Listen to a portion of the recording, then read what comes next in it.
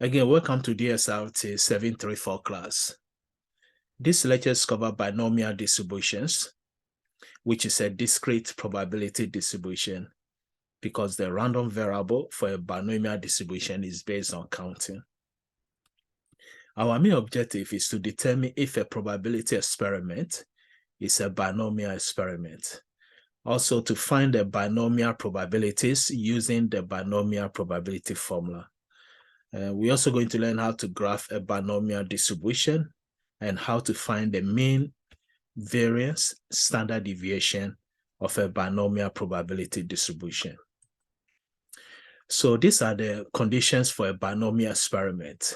One, the experiment is repeated for a fixed number of tries, where each try is independent of other tries. So again, the binomial experiment, if we have more than one tries, each try is independent from each other. Secondly, there are only two possible outcomes of interest for each try. So the outcome can be classified as a success or as a failure. Actually, that's why we call it a binomial experiment. Bi means two. So there are only two possible outcomes of any interest for each try. Three, the probability of a success, which is P at X, is the same for each try.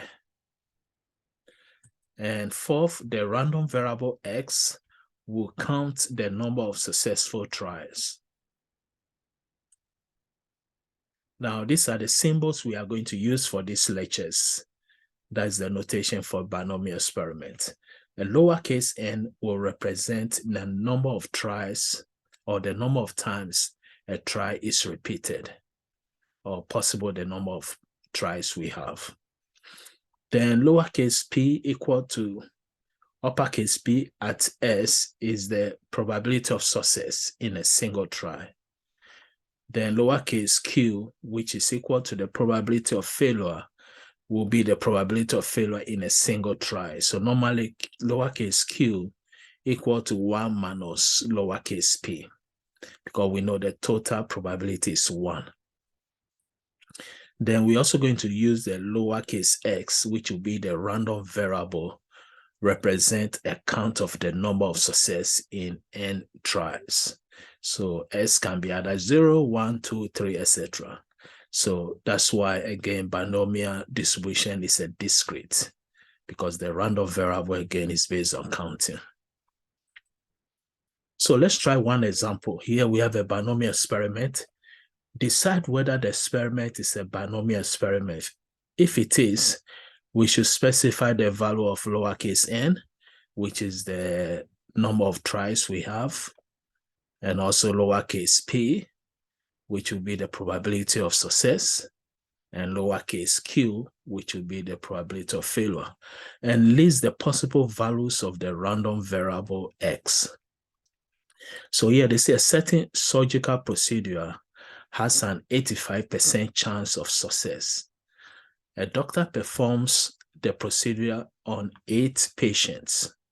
So the random variable represents the number of successful surgeries.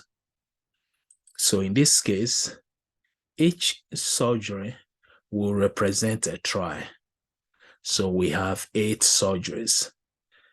And again, each surgery is independent of the others. Also, there are 2 possible outcomes of interest. And the success is 85%. So this means the probability of success will be 0.85. So that means Q, or the probability of failure, will be 0.15. Also, the random variable S will count the number of successful surgeries we have. So again, this experiment is a binomial experiment. 85% chance of success, so probability of success will be 0.85, which means probability of failure will be 0.15. The doctor performed procedure on 8 patients, so we have 8 surgeries. So lowercase n, the number of tries will be 8. So that's what we have here, n equal to 8, which is the number of tries. and P equal to 0.85, which is the probability of success. So Q will give us 1 minus P, which will give us 0.15 probability of failure. Then X, which is our random variable, and it will be the number of successful surgery, can be either 0 up to 8. Next question says we should determine whether the experiment is a binomial experiment. If it is, we should specify the value of lowercase n, lowercase p, and lowercase q. And possible, we should list the possible values of the random variable x. Here we say a jar contains 5 red marbles, 9 blue marbles, and 6 green marbles. You randomly select 3 marbles from the jar without replacement. The random variable represents the number of red marbles.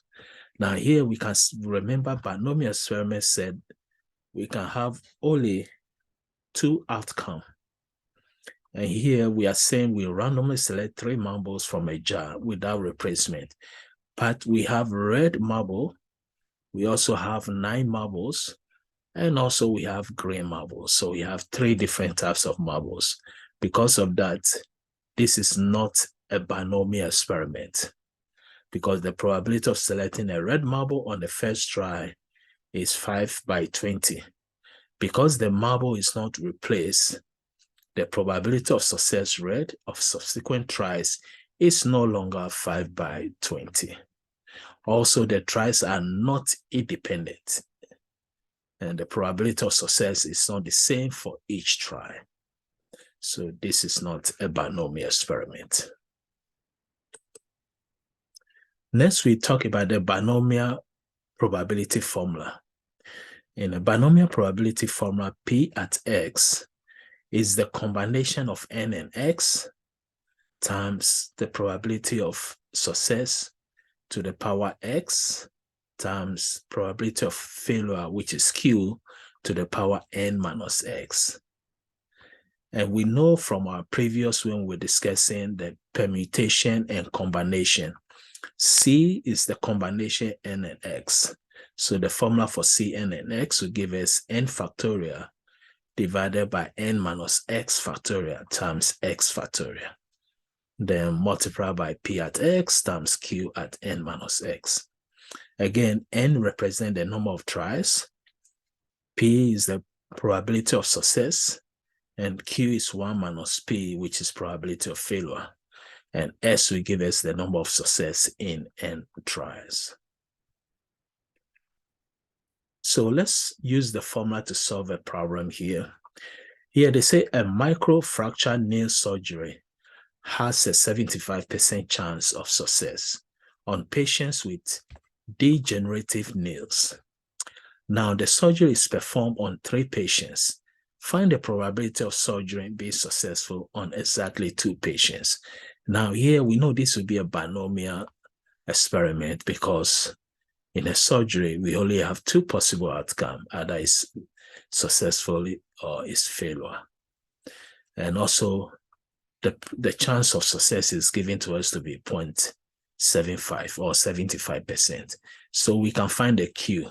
Also we can find the N and the number of tries, in this case number of surgery. So here we draw a tree diagram and use the multiplication rule. So for example, in the first surgery, we may have success or failure. In the second surgery, after success, we may have another success and failure, and also another success. The third surgery, we may have success and failure, success and failure, success and failure, success and failure. This is multiplication rules. So now the possible outcome for 3 surgery or third time will give us either SSS or SSF. We are going through the tree. So we have SFS, which is here, SFF, which is here, FSF, FSF, then FFS, then FFF. So the possible here will give us this 8. Now, this also we can say, since we have the possible outcome is only 2, and we have 3.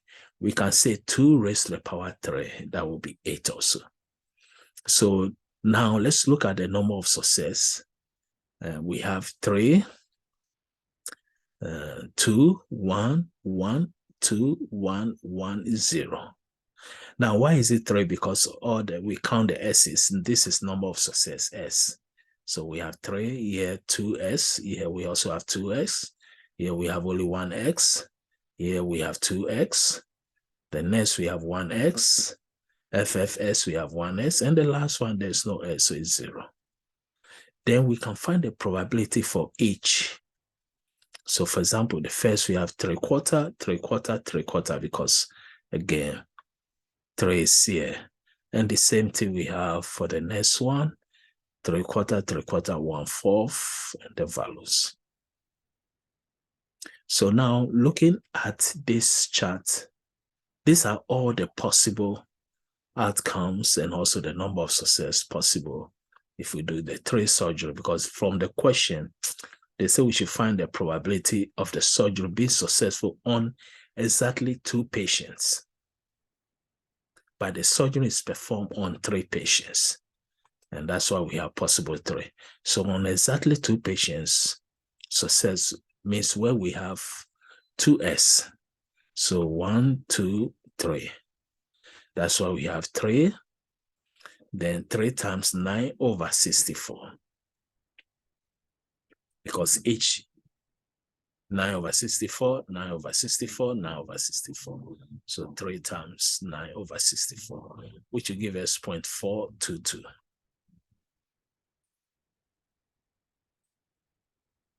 So next, again here we are using the tree diagram to solve it.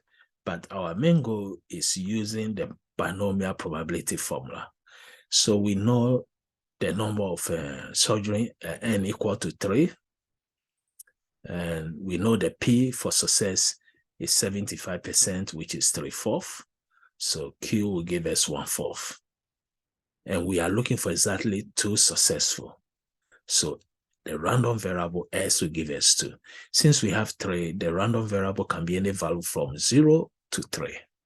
The question said we should find the probability of the surgery being successful on exactly 2 patients. So which means again, X will be 2. But the chance of success patient with generative nails is 75%. So P will be 0.75, which means Q will be 0.25. The surgery is performed on 3 patients, which means N will be 3. So we almost have all the values. We can use the formula. So probability of 2 successful, we have combination of 3 and 2. The possible is 3, 2 is successful. And we know P, 75%, which is 3/4, and is square. Why is it square? Because S is 2. Then Q to the power N minus X. So it will be 3 minus 2. So we can see we have all the formulas. We find the combination of 3 and 2, which will be 3 factorial divided by 3 minus 2 factorial times 2 factorial. And then 3/4 square times 1/4 to the power 1.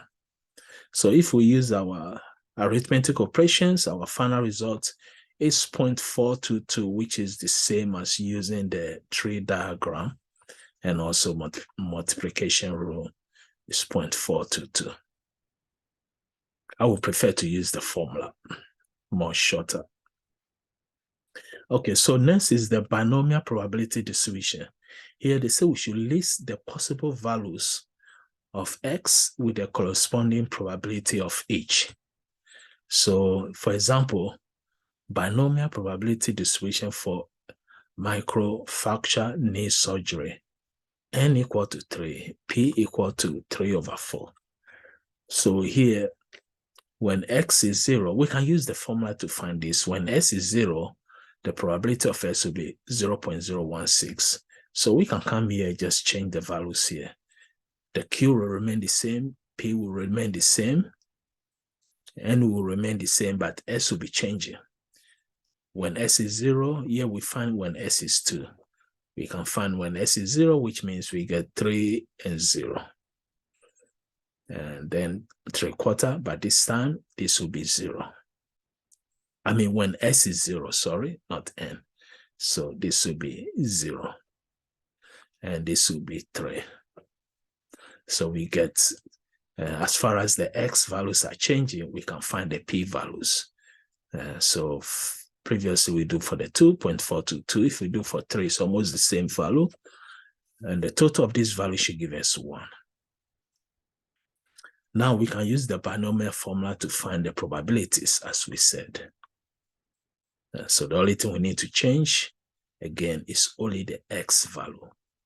When S is 0, when S is 1, when S is 2, when S is 3. And this is the result we get. Next, in a survey, workers in the US were asked to name their expected sources of retirement income. Now we have 7 workers who participated in the survey, and they are randomly selected and asked whether they expect to rely on Social Security for retirement income. Now the question said we should create a binomial probability distribution for the number of workers who responded yes. And the data is given here, but very difficult to see it. But based on the question, we say 25% of working Americans expect to rely on Social Security for the retirement income. So this means, and again, we have 7. So n equal to 7.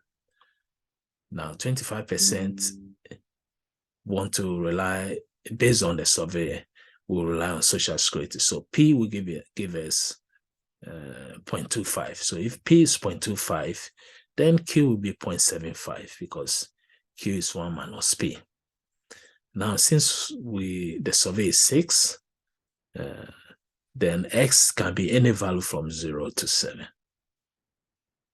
So if we know N, we know P, we know Q, and we know X value, then we can use the formula to find their probabilities when S is 0, 1, 2, 3, up to 7. So that's when probability S equal to 0, the combination will be 7 and 0. And the P will raise to the power 0. S will be N minus 0, so it will be 7.77. So we use the calculator to find it. When S equal to 1, the probability of S equal to 1 means combination will be 7 and 1. So 0.25 will raise to the power X. This time X is 1. Then 7 minus 1 will give us 6. Then when probability the X is 2, 0.25 raised to the power 2, 0.75 raised to the power 5. When it's 3, combination 7 and 3, 0.25 raised to the power 3 and 0.75 to the power 4. So we do this all the way to 7. When it's 7 and 7, then 0.25 raised to the power 7, but 0.75 will raise to the power 0. Then we find. Now, if we had all the probability results here, we are going to get 1 again. So again, using the formula, if we know the value of N, and we know that the value of P, and we know the possible random variables, we can find all the probability for each random variable result. For example, when X is 0, 1, 2, 3, 4, 5, 6, here we can go up to 7 because the survey we have 7. Let's go back to the question. A survey, we have 7 workers who participated. So N equal to 7. Now, next, we can be able to construct the binomial distribution. So we have all the X values from 0 to 7, and each probability value we just found is given also. And as we said, if we had all the probabilities, we get 1. Now, next question is, a survey indicates that 41% of women in the US consider reading their favorite leisure time activity. You randomly select 4 US women and ask them if reading is their favorite leisure time activity. Find the probability that at least 2 of them respond yes. So this means we are going to find the probability of S equal to 2. Now, this is a binomial distribution because we can see the tries, reading, the number of times, and also the outcome is possible, yes or no. So N is 4. And also P is 41% of the women in US consider reading. So P is 0.41. If P is 0.41, then Q will be 0.59. So N is 4 because we randomly select 4 US women. So now we're going to find the probability, find the sum of probability of 2, 3, and 4. Because here they say find the probability that at least, the keyword is least, at least 2 of them responded yes. So the highest we can go is 4 because we have 4 women. So at least 2 means those from 2, 3, 4. If we said at most 2, it means it will be 0, 1, and 2. So we can use the formula again. We know N is 4 because we have 4 women, and probability that 2 of them is okay, that's 2. When it's 3, that's 3. When it's 4, that's 4. So we have C42, C43, C44. Then we find the result. Now we had the probability of 2 plus 3 plus 4, the result we get, the answer will be 0.542. So the probability that the person may have 2 or more is 0.542. Again, here we are using the binomial probability formula. Next, the result of a recent survey indicate that when grilling, 59% of households in the United States use a gas grill. If you randomly select 100 households, what is the probability that at exactly 65 households use a gas grill? Use technology to find this probability. Again, the reason why they mention we should use technology tools such as a calculator like TI-89, Texas Instrument 89 or 83, 84 may work, or you can use a computer application. Example can be even Excel, etc. The reason why, because we have 100 households. Now, what is the probability that exactly 65 households use gas? We can use by hand, but maybe to take some more time than using the technology. So we know the N value is 100 because 100 household. P is 59%, so it's 0.59.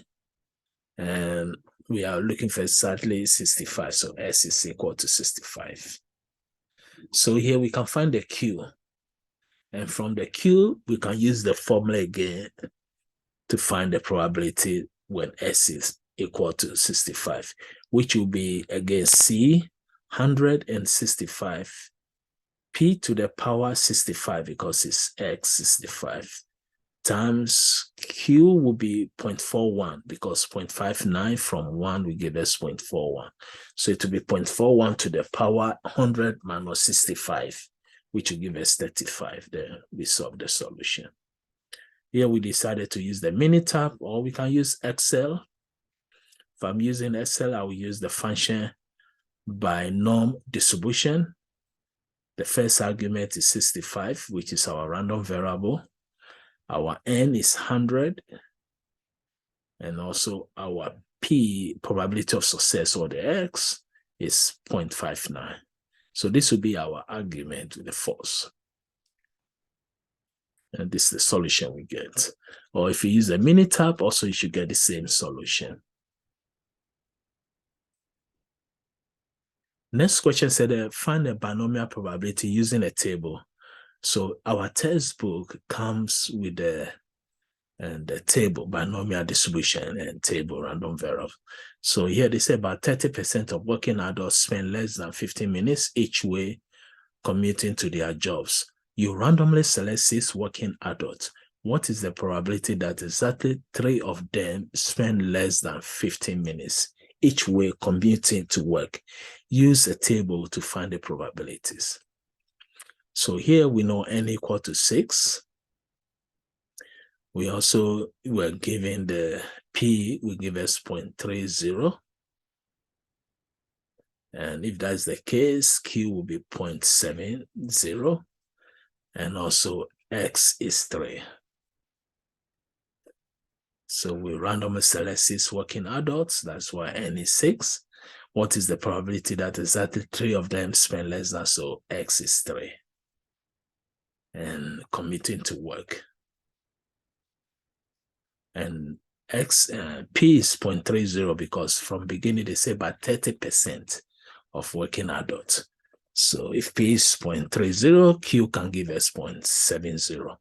So we know the value of P, Q, N, and X. We can use the formula to find the binomial distribution probability here, which will be probability that, again, X equal to 3.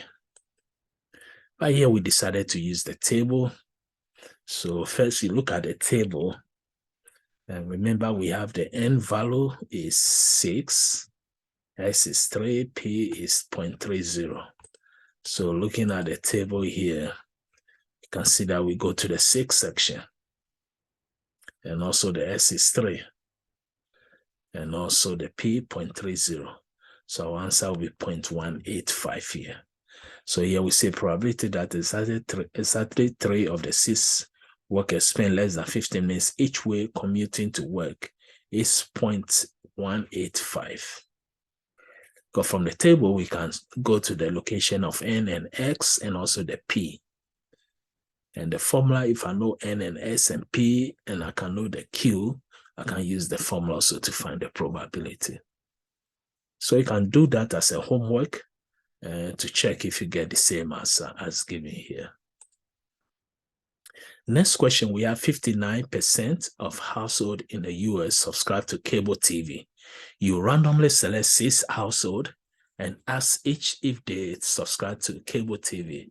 Now they say we should construct probability distribution for the random variable X, and then graph the distribution. So here we know N will give us 6 because we have 6 households. And then 59% of the household in the US subscribe to the cable TV. So P will give us 0.59. If P is 0.59, then Q will give us 0.41. So from here, we know the value of N, P, and Q, and we can find the probability for each value of X. So if you know N, P, Q, X in binomial distribution, we should be able to find the probability using the formula. So this is the result, X. The possible S is from 0 to 6 because we said here 6 households and ask each of to subscribe to, again, cable TV. And this is the probability for each using the formula. Next, we are going to learn how to find the mean, variance, and standard deviation of, again, binomial distribution. The formula is different. So to find the mean, it will be N times P. Now with the discrete probability distribution, to find the mean, it will be the sum of X times P at X. Here we are dealing with, we know binomial distribution is, again, discrete probability distribution, but we are more specific here to find the mean of binomial because we have different types of discrete probability distribution. An example would be a Poisson, also is a discrete. So we have N equal to NP, which N is, again, the number of try, P is the probability of success. To look for the variance, it will be NPQ. So again, the number of try times probability of success times probability of, again, failure, which is Q. Standard deviation will be the square root of the variance, so it will be square root of NPQ. Again, this is the formula to find the mean, variance, and standard deviation for binomial distribution. So let's see an example here. Here they say in Pittsburgh, Pennsylvania, about 56% of the days in a year are crowding. We should find the mean, variance, and standard deviation for the number of crowding days during the month of June. And also we should interpret the result and determine any unusual values. So here it means N will give us 30. Why 30? Because in June, we have 30 days. P will give us 56%, so 0.56. Then if I know P to be 0.56, I can be able to find Q, which will be 1 minus 0.56, and that will give me 0.44. So now if I know the NPQ, that's it. We can find the mean, we can find the variance, we can find the standard deviation. Again, the question said, in Pittsburgh, Pennsylvania, 56% of the days is in days in a year are crowded. So P is 0.56, Q will be 0.44. Find the mean, variance, standard deviation for the number of crowding days during the month of June.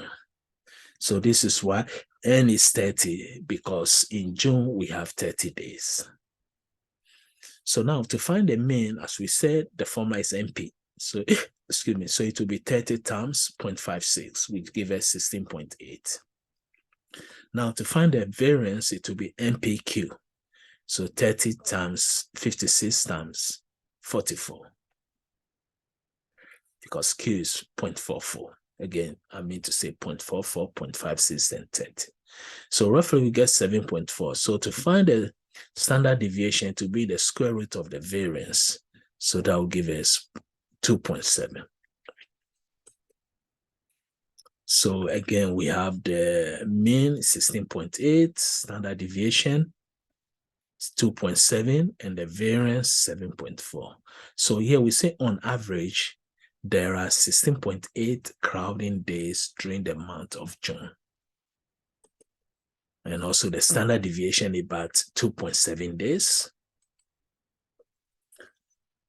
And also the values that are more than 2 standard deviation from the mean are considered unusual. So, for example, 16.8 minus 2 times 2.7 will give me 11.4. So a June with 11 crowding days will be unusual. And the same thing plus 2 minus 2. When we had 2, 16.8 plus 2 times 2.7, we get 22.2. Roughly 23 crowding days also will be unusual. So because we use the value of the standard deviation, so we know the values that have more than 2 standard deviation from the mean are considered unusual. So again, we have our mean 16.8 minus or plus 2 times the standard deviation 2.7. So the values are around 11.4 below or 22.2 above is unusual. So in these lectures, again, we learn how to determine if a probability experiment is binomial experiment, following the 4 conditions that were given to us. One condition is, of course, the random variable has to be discrete. It have to be based on counting. We have independent tries, so each try shouldn't depend on any of the tries. The outcome also, again, always should be 2. Yes, no, true, false, positive, negative. Also, we learn how to find the binomial probabilities using the binomial probability formula.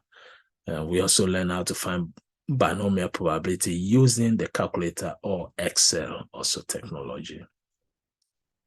We also learn how to graph a binomial distribution, and most important, to find the mean, variance, and standard deviation of binomial probability distribution. Again, the formulas are different from other distributions. So that will be the conclusion of these lectures. And again, thank you for your time. See you in the next lectures, which we're going to cover the Poisson distribution.